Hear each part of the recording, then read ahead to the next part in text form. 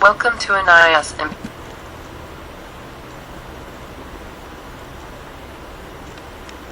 Hi, welcome back. The regulatory framework for currency derivatives is chapter 7 in your book. Now, a regulatory framework kind of a chapter is generally very theoretical.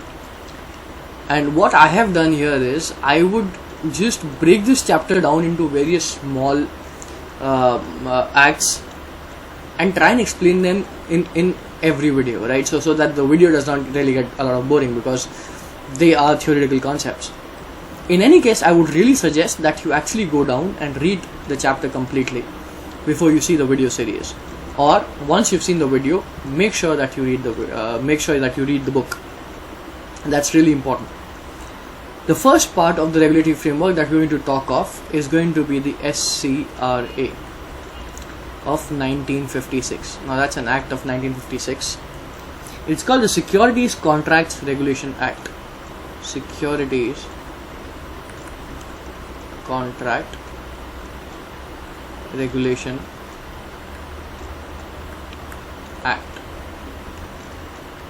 Now from the examination viewpoint, only two subsections are important in this.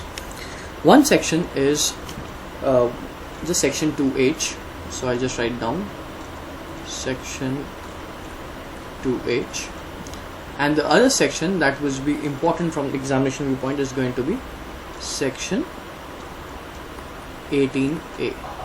So we're going to discuss section 2H and section 18A. Now section 2H defines the term securities, right? So it defines the term securities, and that's why it's important. And it gives you a broad scope of what this term securities can include. So it talks of, securities being stocks, scrips, bonds, etc.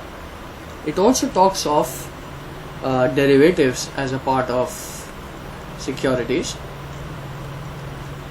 Also, it talks of units which can be issued by investment schemes which are like by a cooperative investment scheme. It also talks of government security as a part of term securities. And also, when you're talking about government securities, any instrument cleared by the government to be a part of security term, right? So any instrument which is cleared by government,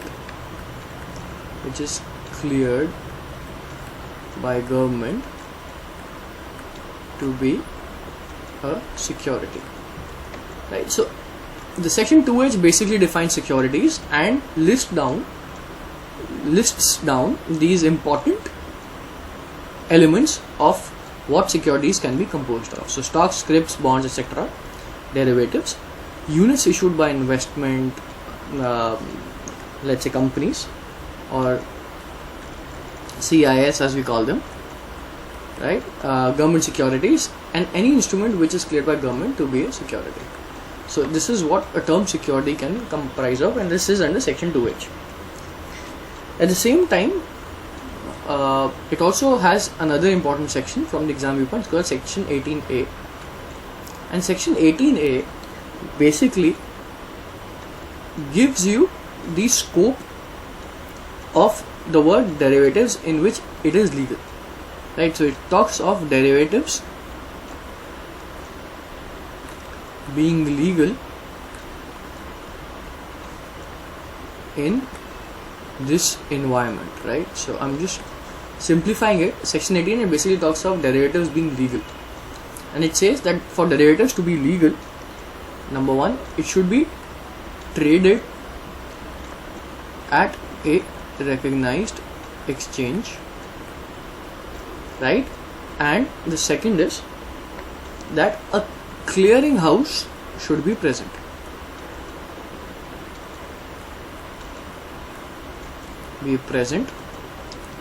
And a clearing house should also perform all innovation.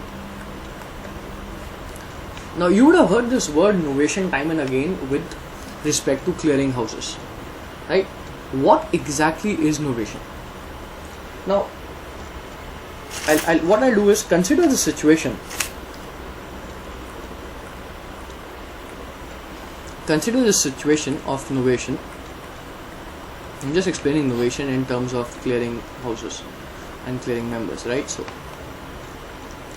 now let's say there's CM1,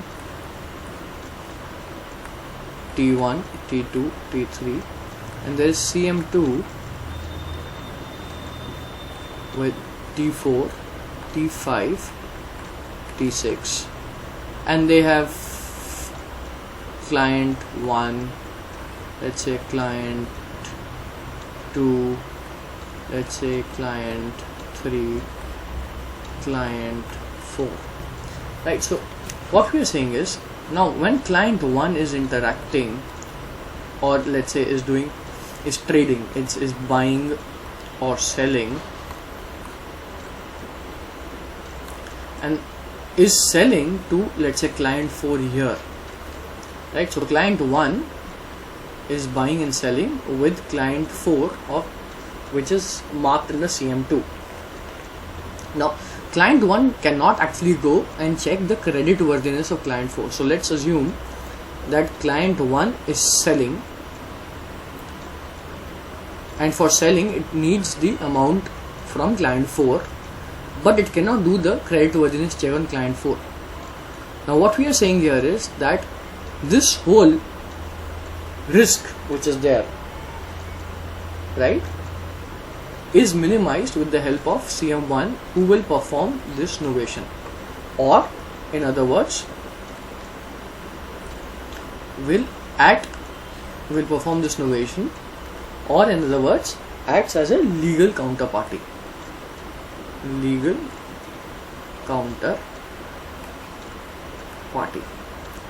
And that is what innovation would mean, right? So you don't basically have to go around checking the credit worthiness of different clients, and that is why it has to take care of the margin requirements, etc. So this is what basically the term innovation means, right? So from SCRA viewpoint, I'm not going to go much detail into it. I'll just briefly say that the important sections that you need to remember are section 2H, which we've spoken of, and also the section 18A, right? So these are two important sections from the SCRA 1956 viewpoint. Also, I have also explained the concept of innovation in this video, right? What I'll do in the next video is I'll take you a little further and explain the role of RBI and SEBI in the coming videos when we're talking of the regulatory framework, right? So see you very soon, and please do read in the book this chapter, because it's a theoretical chapter.